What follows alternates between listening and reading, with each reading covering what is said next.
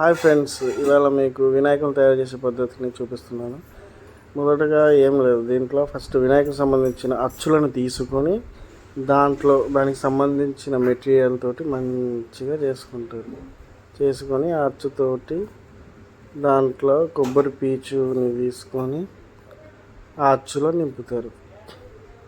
ఇలా అదే చేస్తాను, చూడండి.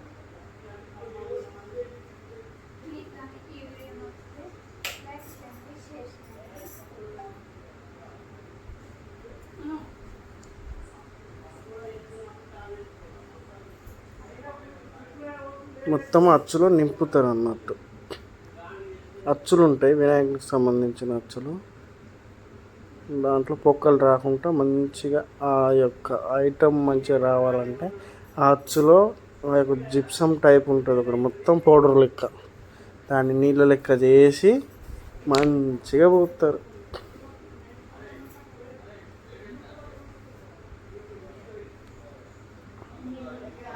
చేతులు కూడా సపరేటే, అంటే చేతులు దాంతో రావు. చేతులు తొండెం,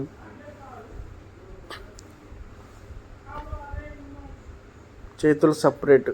అంటే తర్వాత చేతులను అతికిస్తారు. దానికి సపరేట్ శాంచా ఉంటుంది. శాంచా అంటే దాని యొక్క షేపులు రావడానికి అది అలా ఆ పీచ్ ఉంటుంది. ఆ పీచ్ తోటి అది మన సిమెంట్, వైట్ సిమెంట్ టైప్ ఉంటుంది. ఆ వైట్ సిమెంట్ తోటి అదిగో చూడండి,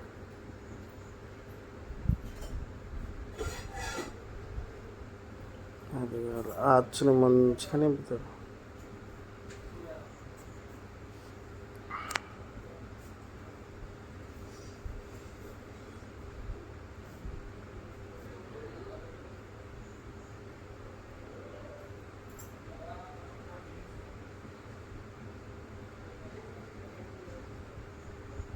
ఇదేంటంటే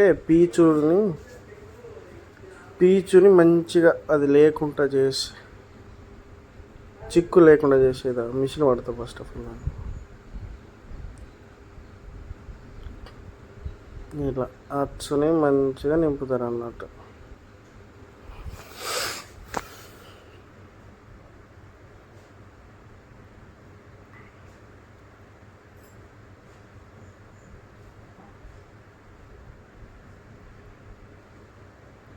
ఇది వరకు 30 నుంచి ఒక 80 అట. ఇది జల్లెడ పట్టేది అన్నట్టు.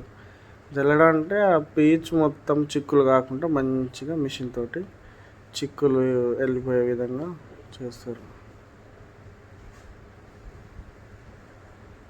అది దాంట్లో ముంచి అద్దుతారు.